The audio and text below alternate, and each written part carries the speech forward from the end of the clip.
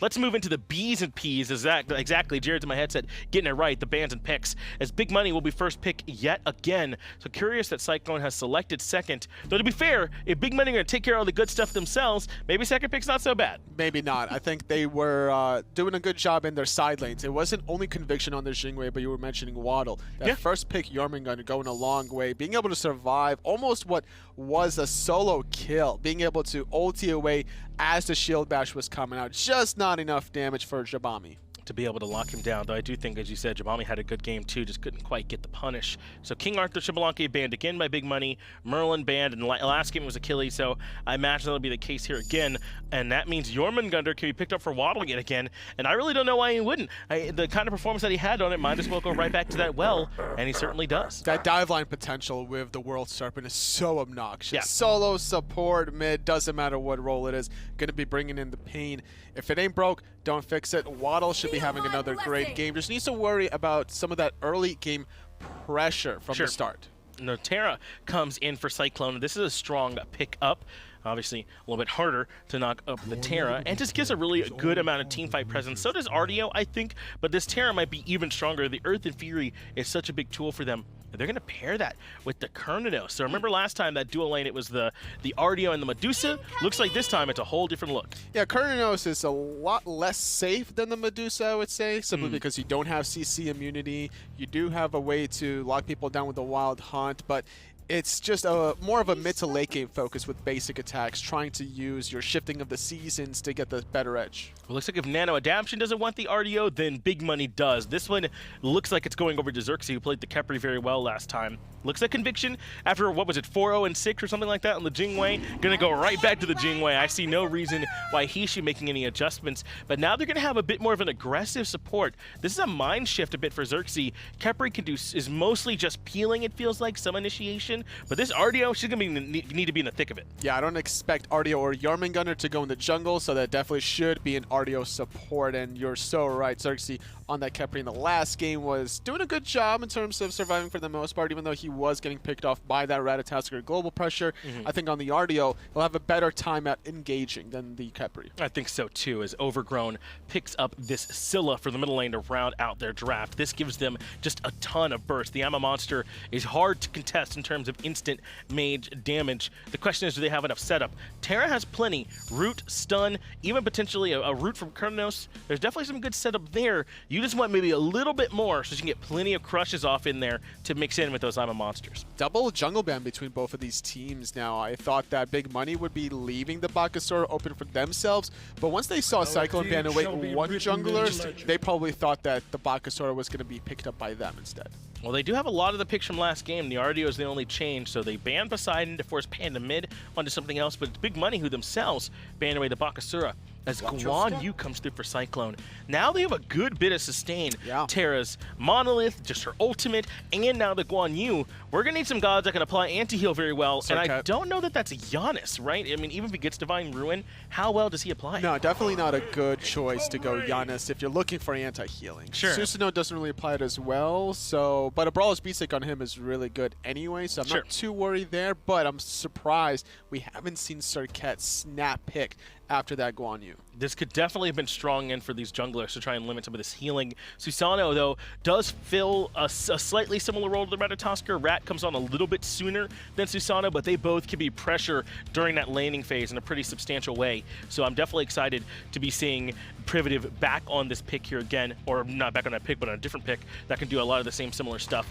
Janus, though, gives him a great chance to rotate along with his Jormungandr. Mercury, global pressure. If it's not Ratatasker, which was banned away, it'll be the Mercury instead. Those Sonic Booms needing to be on point from Cyclone's Privative to be able to make an impact this game. And everyone on Cyclone's got to be on point. Make this job as easy as possible for Overrgrown on the Scylla, right? Land all the control, all the setup, make him just hitting fish in a barrel, whatever it is, and he'll be able to knock down those ultimates. Last time, Totally, it seemed like you knew where you were going. What about this game? Who you got here going into this one? I still got Big Money. I like the Janus Susano mobility that they have to synergize. That's a ton. They'll be zooming around the map. Can Cyclone keep up? That'll be the question. Let's go ahead and move into game number 2 with Tom and Taco. That might be the question, and game number 2 will be the answer. You like that one? Was that? It was something.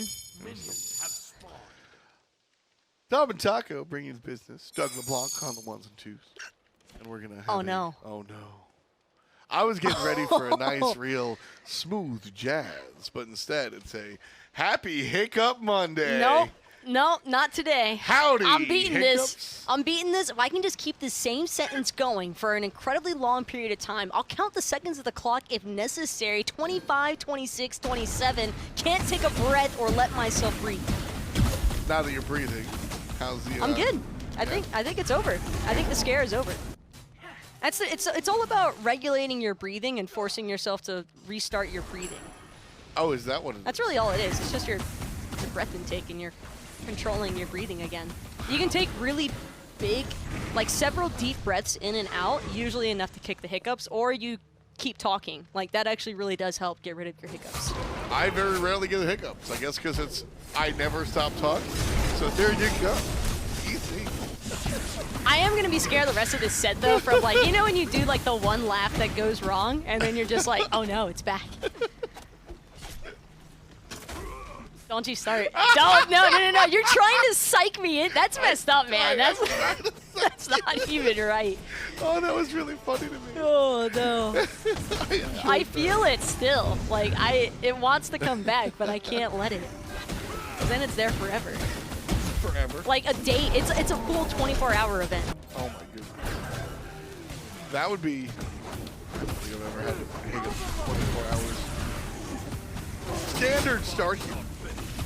You know, the start where Taco just has the hiccups all the time. And a standard start for our players. This has been the go-to, the dual lane on short side. Easy stuff.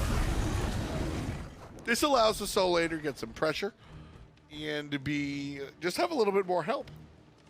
I think it also just leaves the hunters alone, and that's an ideal situation. Let Conviction get a ton of solo farm. Same thing for Beaudilla. So that's the question there is do we see the support in the solo lane to give free farm to the hunter and a bonus is that they help out their solo laner, or are the supports in the solo lane to help out the solo and the bonus is the free farm for the hunters? I think it could kind of work both ways, to be honest. Sometimes you find yourself in an instance where because the support is there in solo, then one of the teams has a potential invade opportunity, whether it's on the blue buff specifically or even just looking for back harpies. It can still cause for a lot of displacement in the jungle and a lot of interruption towards the jungler's patterns, which if you're Xerxes or Adaption, that's mostly what you're trying to prioritize here. You want to just be a nuisance to the enemy jungler and hope that yours gets off to a better start because of it. I mean, that's where it all started, right? We were doing the dual lane for a long time, and then supports started harassing the enemy jungler. Everything would be normal, but the support would go to the enemy jungler's speed and just exist. It was the most obnoxious meta for a month, where the support would just basic attack and annoy them, and support would get no experience, but neither would the jungler, and that was the whole thing. And that kind of went to multiple people down by that blue buff, and that kind of went to support in the solo lane. And that's still kind of you can see how the support in the solo lane is still there to protect the invades of blue speed. It's all connected, right? Watching the meta kind of evolve like that, very intentional. So it's kind of fun to see where these supports have gone. Just a trickle-down effect, Exactly. or a ripple effect, whichever way you want to call it. It's still I like the butterfly impact that is effects. made. That's a possibility as What well. Ashton Kutcher. Could actually take place. That was a good My movie. memery was cutting off a really good point you were making. I'm sorry. It's like a ripple effect, you're right. No, but like in all seriousness though, I mean, neither side has really profited so far from having their supports match the other support's intentions. So for what it's worth, I think that Xerxes and Nano are both in this kind of crossroads where they know that there isn't any serious kill potential to be had by starting off in the solo lane. It's just the what if being there. That what if we do happen to get a first blood opportunity? It's also kind of the Cold War approach. If you start your support on the right side and I don't, you have an advantage. You're going to invade that. I can invade purple, but you're going to get more because you get the speed, et cetera, et cetera, et cetera, et cetera. So you've got to kind of match, you know, what the opponent's doing. It's an interesting study for sure. Meet you at the crossroads, huh? You a Bone Thugs and Harmony fan? Not really. No. That actually surprises me. Well, I define fan as like somebody who knows all of the Sure. songs and things like that, so I can't call myself like Sure, a I mean, I'm Bone not Thugs and saying you're a Harmony super fan. If fan they're that's playing on gonna- the radio, though, I'm Yeah. not going to turn it off. Yeah, I'm not gonna say you know what track number 7 is on Yeah, their see, third that's- album. I'm just trying to but- cover all my, you Yeah, know, no, I'm not just calling in you cases. out, but I just from what I don't know, Taco just seems like, boom, boom, boom, boom. Tell me what you got. I'll listen to anything. As long as I like it, for the first 20 or so seconds, I'll listen to it. Wow, I thought you were really gonna. As long as I like it, I'll listen to it, which would have been that's a good Taco quote. You know, going the Drake route. Drake, I feel good sometimes. Well, I you don't. never know. There's some people who just hard avoid a certain category of music. Like, I think country is always one of the biggest ones that I comes into listen the to discussion. everything but rap and country. Yes. Like, you can't say you listen to everything if you don't listen to rap or country, or give the songs the benefit of the doubt that it might be good even if it's in an off category that you don't traditionally like. Don't tell me you like everything if you ain't listening to Pavarotti. I want the 4 tenors on that boombox. Where are the wiggles?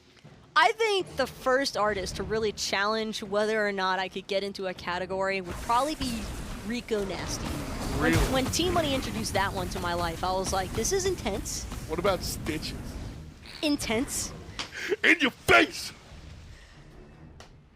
A slow early game, as you can tell, as Taco and I are.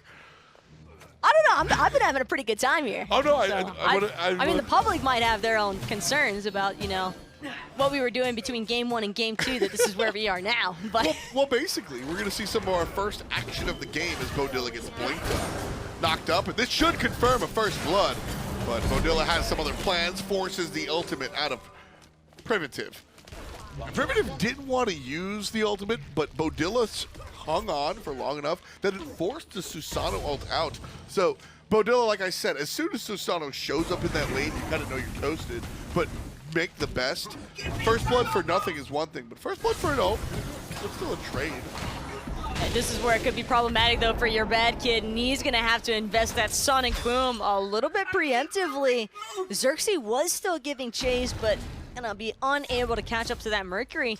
But a failed speed buff invade means that Privative goes essentially unpunished for that rotation onto Beaudilla, and this is the worst case scenario for Cyclone, because not only does their Hunter fall in similar fashion to Game 1, Right. but their jungler also can't even respond. And now without that Sonic Boom, if Cyclone were intending to get a little bit more aggressive in the mid lane, they can't. You want to talk about Beaudilla getting a little bit of a win there by chasing out the Susano. The opposite, as Big Money Esports gets the big win by chasing out everything YBK wanted to do. Privative, though, still wanting more against JabamiChip. They know this Guan Yu has no mana, and that's why Jabami was just trying to make sure he got experience credit for the minions on that last wave. Think he knew he was toast. Something he did do, which is interesting, opted to go for the Taulo instead of the dash. So the Taulo assault makes him unknockable. He can't be knocked up while he's Tauloing. So that he's going, okay, I'm going to get hit by the Jormungandr. If I Taulo assault, it'll keep me alive. But he wouldn't have mana for the dash after the fact. An interesting decision, an interesting thought process where I think he's dead no matter what, but was trying to do something with that Taulo. I really just thought he was trying to clear the wave. Yeah. I think he Maybe just it's wanted just those that. minions, assuming that he was going to dead. get dove no matter what.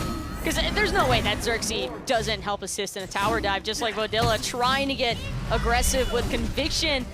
He was pretty fed up, I think, in the last game. But that through space in time's gonna be the red light for Beaudilla. Medusa, man, it's so hard to say Medusa's not really somebody that you want to like fight with. I always think of her as a team fight character, but the dash, ouch, sorry, I just like hurt myself. But the dash Viper shot is really, really powerful. But I think Cernunnos is just much more that brawler, that boxer that wants to get up close and personal. Well, it is the close range that Yeah. made this Cernunnos pick a little bit more ideal, I think, because Conviction likes closing the space between himself and the enemy hunter, and I mean, I understand it. It's console, autos can be a little bit hard to come across, and So with that in mind, if you're going to get close, well, Beaudilla's going to slap you twice as hard because of that Cernunnos passive. And that's the, you know, you talk about player mentality from game 1 to game 2. Beaudilla's a little mad. I'm down. I like the character switch. I would like to see him get a couple more kills right now. Kind of the opposite. A big lead for Big Money Esports. 10 minutes in. And still 3,000, 2,000 above the opposition. So a nice look here for Big Money as they find themselves sitting prettier than they were ever this early in game number 1. That blue buff. Well, hold that thought though. Nice wind siphon onto Overrgrown, gonna cause him to immediately dash away into the safety of his T1 tower. And NanoAdaption almost on the chopping block. Will manage to dash away to safety as well. You heard me kind of gasp there because that's not the first time they've tried to get Xerxes. He's too tanky at this point. Conviction using the airstrike to try and run away, but heads into the jungle wisely. There's Nice nowhere for YarBadKid to look for a follow-up sonic boom. And something small I want to point out though, yWaddle lost his blue buff to the invade from JabamiChip, and it showed as dropped on positive for the order side team. Just gonna throw that one out there. Privative trying to deal with a tower dive. Here comes Conviction. And out of nowhere, YarBadKid goes down. It's the Yar. I would be fine if his name was yWaddle, but the R throws me off a lot, and like I can't verbalize YarBadKid. That's why I've said YBK. I just want Smite Reddit to understand that if we're spectating from the Chaos side, it's gonna show as a buff drop for order side, even though it's for the Chaos side. And that's why the buffs can be really confusing, especially in the heat of a moment of a call.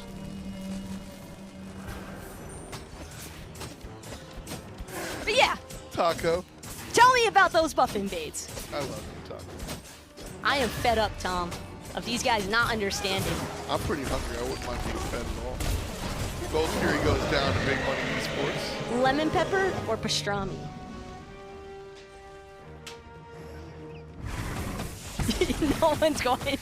No one else is meant to understand. Filet-O-fish.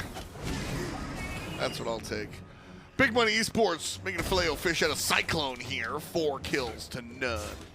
4K above. You know. Doing it. yWaddle, still blue buffless. I like the name JabamiChip yWaddle. goes to collect his blue buff on the map as indicated by the blue buff being dropped to the Chaos side guy. I like Waddles. What's the best name on the battlefield right I don't know. Panda Mid has a pretty strong case. His name has Panda in it. But he's like Panda mid. What if he plays jungle sometime? Yeah, but like Panda. And pandas are exceptionally cute. Plus, when you factor in the red panda family, Red pandas are the potential is ridiculous. limitless here. I'll give you that. I gotta go with Beaudilla. Beaudilla is just such a good name. It's like, if somebody told me Beaudilla was a rapper opening for G-Eazy and Logic, I'd agree. I'd go, oh yeah, I saw him play with Woody Allen. It feels a little bit more like a Maddox headliner. Okay. A little bit of aggression here on the right side. Blue buff again. Invaded. The only action we see is around this blue buff. Cyclone fiercely trying to defend it. And they get it this time. Jabami able to pick his blue buff up for the first time in a while. Panda Min in a little bit of a panic there as well. Was aiming to try and assist his team with the engagement and nearly winds up losing his own life. I think at Overrgrown had expected to land that route. We probably would have seen him drop Dime a Monster, but I think that he felt like that was a 50-50 within itself. Janus does have a lot of movement speed going through those portals, so it can be a little bit tough to read at times. Maybe some like New Orleans Cajun flair for Beaudilla as well. I would definitely get a shrimp po' boy from Beaudilla's Crab Shack. Well, something we'll never know is yWaddle finally gets a chance to confirm his own blue buff. We'll be looking for the escape, and he's out of there. He's got giant wormhole. Giant wormhole. It's tough stuff for a second there, though. Overrgrown just shy, not enough pen yet to deal with this Jorm. A little bit rough there. I like how Xerxes rotates so that Cyclone doesn't get the free tower. You're going to be able to play defense here for Artio, or Artio's going to play defense for yWaddle. So I do like that choice as well. Just preventing tower poke. I don't think that they could have actually dropped that T1 tower, so to say, but YBK actually could be in a decent spot of trouble here, but Privative's going to guess right when he should have gone left with the jet stream. Tough stuff there. I like the choice. Panamid looking for the snipe. Left side couldn't hit Beaudilla. Oh, all the way from downtown. Beaudilla goes home. Panamid with the dunk. Overrgrown makes the rotation. And what a play. What a player. Panamid. Woo! That looked like he had the shot line up from the start. He, for 100%, 100,000%. And I think that that also kind of just confirms Beaudilla's life RNG a little bit low today. He's had a rough game number 1, and game number 2 certainly a trying time as well. Nice setup there for the mid lane Janus. Knockup is immune because rocks are on the ground. Nice job. Come on, this is small stuff, Pandamid. You just landed and across the map through space and time. He's got help from a giant worm. Oh, no, never mind. I thought that was going to be an all-in commit. Respect the discipline, though. Big Money Esports can tell when it's time to go home, and this is definitely time to go home. 4 members of Cyclone in the mid lane currently, as Xerxes was looking for the buff invade against Beaudilla, but will be unsuccessful. Uh-oh. And a mid stunned out. Beads are good. Portal is better. Cyclone have made a lot of space, though. Oni Fury going to be spawning soon.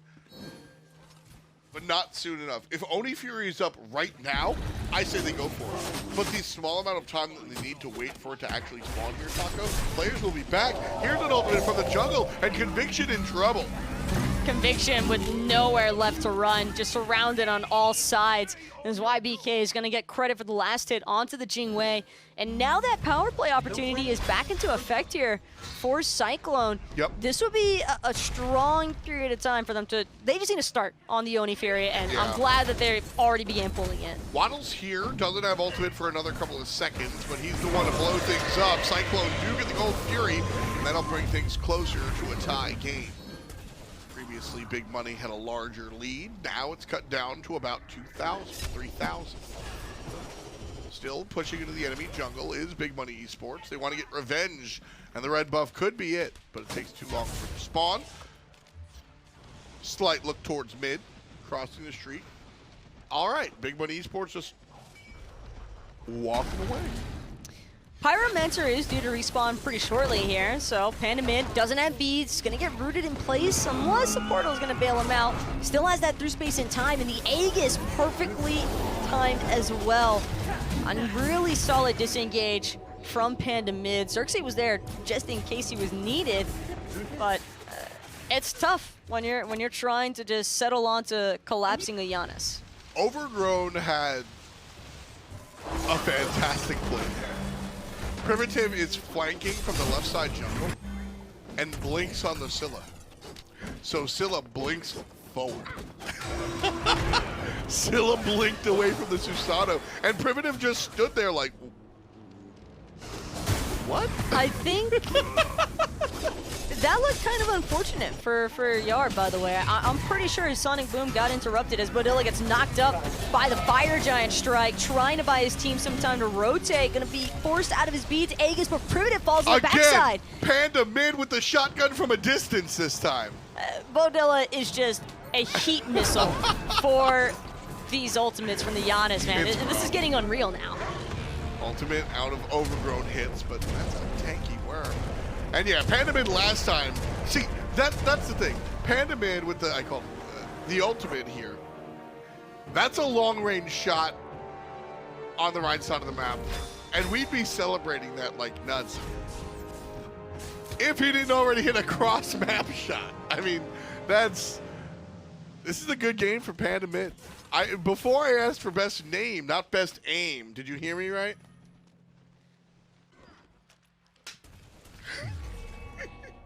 You're just like close to tears right now.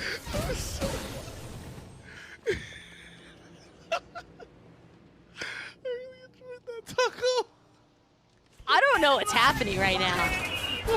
Other than Conviction getting ganked for what feels like his 20th time, but He good. trying to tango with YarBadKid, and, well, will be mostly successful. And with Beaudilla having rotated back over into the dual lane, Cyclone are just going to have to see this Jing escape. Do you think?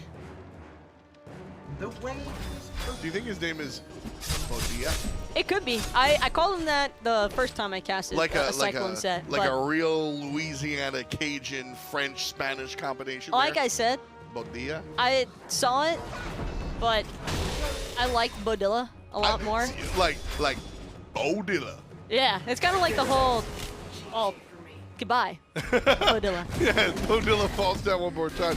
Still, But one of my favorite people on the map right It's like the quesadilla kind of Sure. situation where, like, we all know how it's supposed to be said, but it's fun to say it wrong sometimes. now. It makes you think of, like if Baron Samedi had friends, Beaudilla would be one of them. 100%. Like, absolutely. What are you doing tonight? Going to the club, watching somebody play piano with Beaudilla on trumpet. You know, just straight up, like an old school, like, They jazz only go to old music. jazz clubs, Yeah, yeah, just like me and Beaudilla playing trumpet together. Those were the days. You know? Like, oh, it's the ghost of Duke Ellington. Who's this supposed to be, Knox? Like, It's Beaudilla. Beaudilla's gonna be like, I'm from Pittsburgh. What are you talking about? Shout outs to Beaudilla, though. For no other reason than he's a cool guy. Having a really rough game right now. I think a rough set, but Yeah, and what's interesting is that, you know, not even making excuses for my best friend, since we're best friends, me and Beaudilla, but it's not even to his fault. He was pushed up once early in game number 1, and we kind of mocked him for that. Didn't have the vision, shouldn't have been there. But everything else, I mean, he got long-range Janus sniped, like... no, he is 100% between really unlucky Yeah. RNG and getting hit by Janus ults. That's something else. But He's getting he collapsed has on. been consistently ganked, I think, Yeah. by Privative. Privative has definitely played a huge helping hand in making sure to suppress this Hunter from Cyclone in both Game 1 and now here again in Game 2. It hasn't necessarily been Privative so much as it has been Yar trying to consistently gank Conviction, and then someone from Big Money, or the entirety of Big Money, I should say, usually looks to rotate in afterwards with that through space and time to then typically punish Beaudilla for being in the lane. That's a big point, because game number 1, we had lamented YarBadKid for kind of being YarBadKid. He was just making the right plays on the wrong places. Primal Fury is going to force Cyclone to play aggressive here. And if it gets out, Overrgrown won't. Very deep. Hey, look at that. Why didn't you blink out, buddy?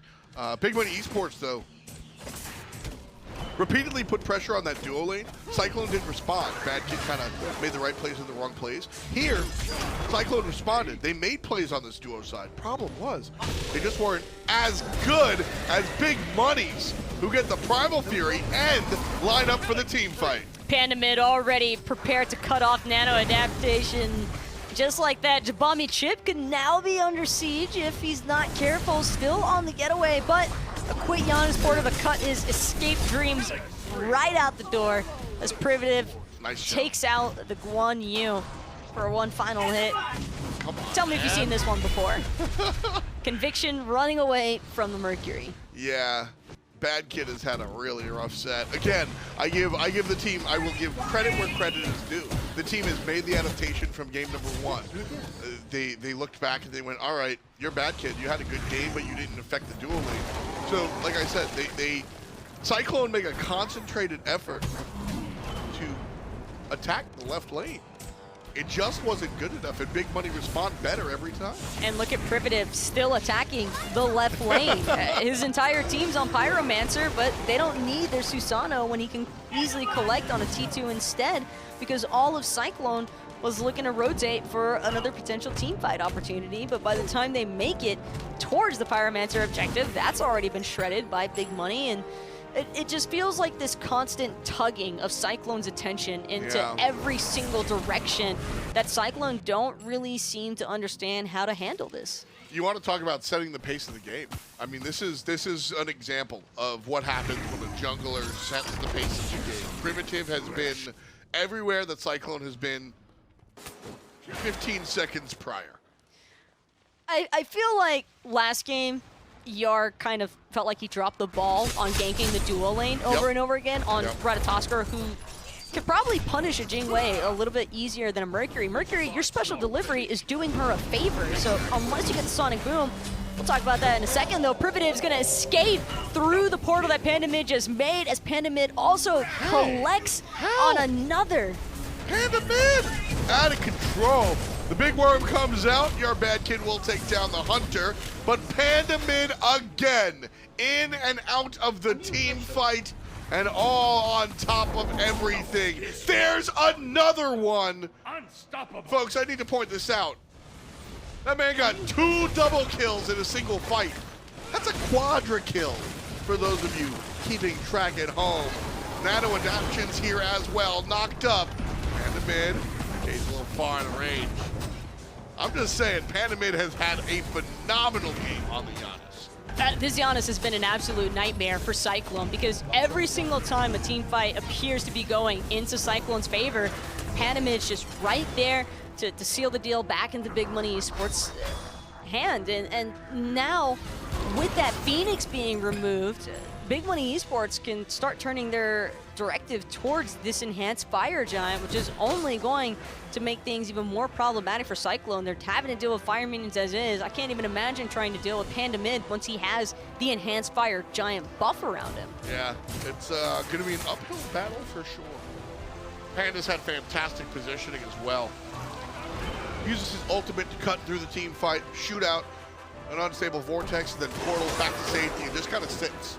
Throws out a threshold and just waits. He understands how to reset for himself, and it's allowing Privative a lot more freedom to look to harass Overrgrown, as opposed to, you know, something where he'd have to probably try and back off as Overrgrown gets forced out of his I'm a Monster. Probably one of the better ultimates that Cyclone definitely are going to need on their next couple of base defenses. Panda Mid, I think this was a great decision. Burns the ultimate instead of the Aegis. I think keeping the Aegis available and using the ultimate there is a nice look. Cyclone could now look to pressure because they know the Janus doesn't have through space and time, but I don't think it's a great position for them to be in, because Panda Mid can still just do this. And Nano getting shredded right now. JabamiChip's trying to create a little bit of space here for his team to work with, but Panda Mid says, all right, no problem. I'll just turn my attention to you instead. And now is Jabami on the run. And this Janus still intact. His beads are about to come up off cooldown any second now.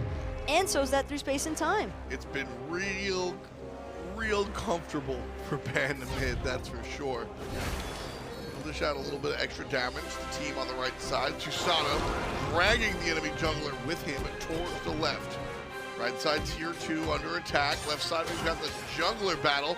The dash is good for both characters. And Panda Mid again finds the kill. Beads and Aegis on out and wiggles his way to freedom. It's 5-4. Cyclone is just so spread out right now, though, and YVK is going to end up losing that 1v1 exchange with Privative, trying to fight autos with abilities and AoE abilities at that. Usually not going to fare super well for the Mercury in that exchange. And just like that, Cyclone trying to play defensive, but with only 3 members alive and one of them being a damage dealer, I'm just not certain they're going to be able to find any kills here. It's certainly going to be tough. Titan has already been attacked by some regular minions. Next wave will be fire. Cyclone trying to play D, and Privative will barely escape. Beaudilla, relatively low, and Xerxes and the team here to take care of the left side. Bird! Nobody's targeting it. And there it is. All Phoenixes down. Jormungandr going in. Panda Mid still alive, so is Conviction, as yWaddle is going to cause a lot of disturbances there from Cyclone's front line to allow his carries to back to base safely.